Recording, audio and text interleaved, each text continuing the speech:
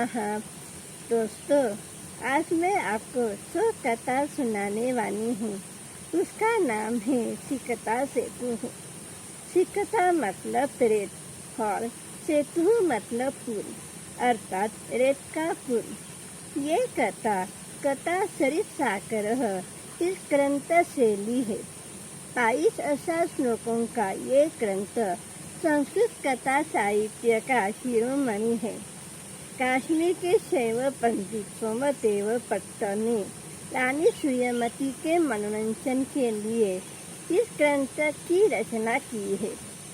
विद्याभ्यास करना ये मनुष्य के जीवन का एक महत्वपूर्ण कार्य है, क्योंकि विद्या नाम नरस्य रूपमतिकं प्रसन्न कुतंतरं विद्यापोककरी यशस्सुखकरी विद्या कुरुडां कुरुः विद्या पन्तुचने विदेशकमने विद्या परा देवता विद्याराससु पुष्यते नहि तनं विद्या विहीनः पशुः। इसका भावार्थ यह है कि विद्या मनुष्य का व्यक्तित्व विस्तृत करता है।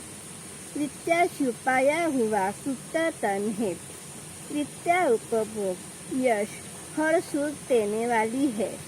विद्या गुरुओं की भी गुरु है। विदेश जाने पर विद्या पंतु समान है। विद्या ही सर्वश्रेष्ठ देवता है। राजाओं में भी विद्या की ही पूजा होती है, धन की नहीं। इसलिए विद्याहीन व्यक्ति पशु समान ही है। दोस्तों, विद्याभ्यास महत्वपूर्ण है ही, लेकिन विद्याभ्यास तो बचपन से ही करना चाहिए, बराबर है ना? नहीं तो बचपन में अध्ययन किए बिना पढ़ाई और लिखाई के द्वारा अभ्यास न करके केवल व्रत और उपवास जैसी तप साधना करके भला कोई विद्याभ्यास कर सकता है? यही बात आज की कथा के तपोतत्व नाम के लड़के को किसने और कैसे समझाई, ये आज हम देखते हैं। एक नगर में तपोतत्व नाम का एक ब्राह्मण लड़का रहता था। बचपन से ही उसके पिताजी पढ़ाई कर ऐसा कहकर उसके पीछे पड़ते थे, उसे डांटते थे, मारते थे। लेकिन फिर भी तपोतत्व ने अपने पिताजी का कहना कभी भी नहीं माना। कभी भी अपने पिताजी के बातों पर ध्यान नहीं दिया और कभी भी पढ़ाई नहीं की। तपोतत्व जैसे बड़ा हो गया, वैसे आसुपास के लोग, सके संबंधी और उसके मित्र उसे अनपढ़ कहकर चिढ़ाने लगे और उसका अपमान भी करने लगे। उनकी बातें सुनकर उसे बहुत पश्चाताप होता था और वह बहुत दुखी भी होता था। उसके मन में विचार आने लगा कि हे भगवान, ये मैंने क्या किया? उस समय मेरी मति भ्रष्ट हो गई थी। मैंने इतना भी नहीं सोचा कि पड़िताने कलंकारे दूषितो पिनशोपते नरनिमणिपोकीव सपायं यतिवा कुर्वे। इसका भावार्थ यह है कि वस्त्र और आभूषणों से सुशोभित लेकिन विद्याहीन मनुष्य कर या किसी भी सभा में उसी प्रकार सुशोभित नहीं होता है जिस प्रकार मणि से रहित सांप। अभी भी मैं विद्या प्राप्त कर सकता हूँ, ऐसा सोचकर विद्या प्राप्ति में सफलता मिल जाए, इसलिए तपोतत्व ने गंगा के किनारे जाकर तपस्या करने का विचार किया। उसकी कड़ी तपस्या देखकर देवराज इनसे आश्चर्यचकित हो गए और तपोतत्व को तपस्या से परावृत्त करने के लिए उन्होंने ब्राह्मण वेश धारण कर लिया और वह भी गंगा के किनारे आ गए। गंगा किनारे तपोतत्व देख सके ऐसी जगह पर ब्राह्मण रूपधारी इंद्र बैठ गए। वहाँ बैठकर उन्होंने क्या किया पता है?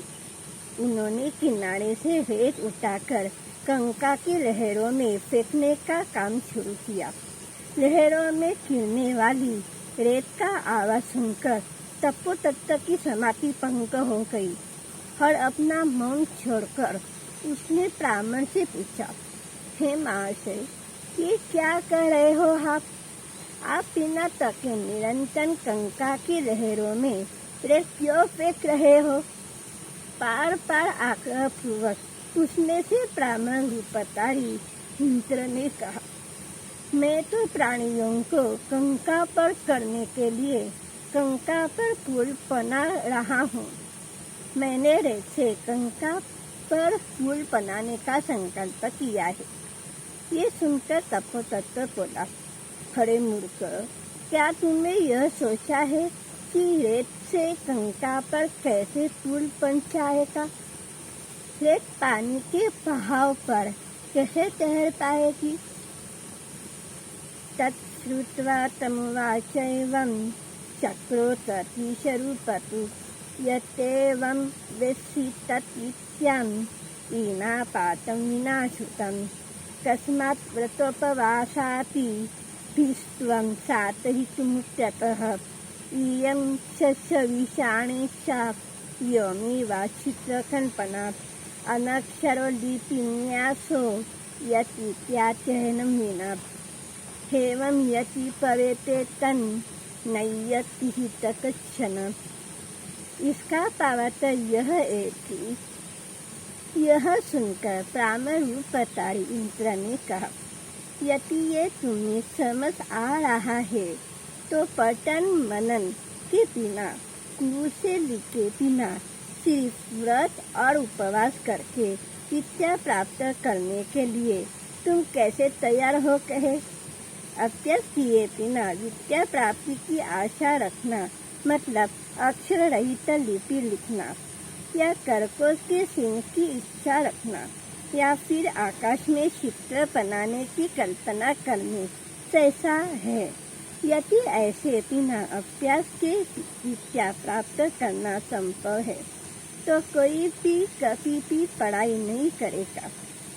ब्राह्मण रूपधारी इंद्र की ये बातें सुनकर तपोतत्त लज्जित हो गया और इंद्र की बातों से सहमत हो गया, क्योंकि वह खुद भी अक्षर ज्ञान के बिना सिर्फ व्रत और उपवास करके विद्या प्राप्त करना चाहता था। ये तो देवी सरस्वती का अपमान ही था। फिर तपोतत्त ने इंद्र से कहा, महाराज, आप कौन हो ये मैं नहीं जानता, लेकिन आपने तो मेरी आंखें ही खोल दी। मुझे तो गुरुकुल जाकर ही विद्या का अध्ययन करना चाहिए। मेहनत से ही लक्ष्य की प्राप्ति संभव है।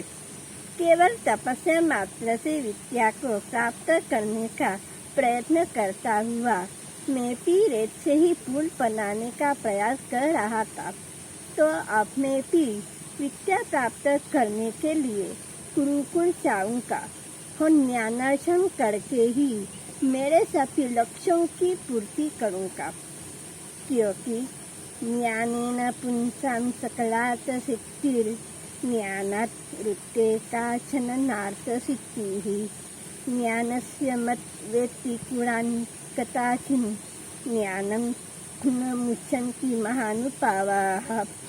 इसका भावार्थ यह है कि ज्ञान से ही मनुष्यों को पुरुषार्थ प्राप्त करने में यश मिल सकता है। ज्ञान के सिवा कोई भी हेतु साध्य नहीं हो पाता। ऐसे ज्ञान का महात्म्य जानकर बुद्धिमान मनुष्य ज्ञान की ही आराधना करता है, क्योंकि ज्ञानमेवामृतम् अर्थात ज्ञान ही अमृत है।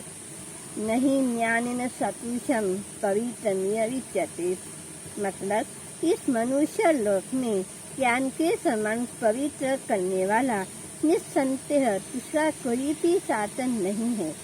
इतना ही नहीं, बल्कि आज हमें तो आध्यात्मिक या भौतिक उन्नति दिख रही है, वो भी ज्ञान पर ही निर्भर है। धन्यवाद और पुनर्मिलामः।